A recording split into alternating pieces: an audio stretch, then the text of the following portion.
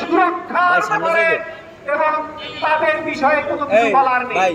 সামনে যাবো। স্বৈরাচার হটানোর জন্য রাজনৈতিক দলেরা কিছু করতে পারে না। আপনারা জানেন যে একটি জুলাই ঘোষণাপত্র দেওয়া হয়েছে, তবে এটি আমি মনে করছি যে জুলাই যোদ্ধাদের মতামতের ভিত্তিতে দেওয়া হয়নি এবং এইটার গ্রহণযোগ্যতা আমাদের কাছে নাইও। আমরা মনে করছি এটি অন্য দেশের বা ভারতীয় প্রেসক্রিপশনে এটি হয়েছে।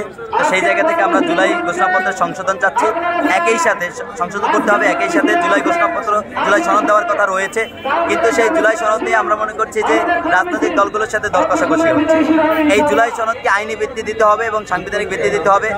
তারা দোহাই দিচ্ছে ৭২ সালের সংবিধানকে, কারণ ৭২ সালের সংবিধানের গ্রহণযোগ্যতা 3 মাস পরেই, হাসিনা পত্রের 3 মাস পরেই শেষ হয়ে গেছে।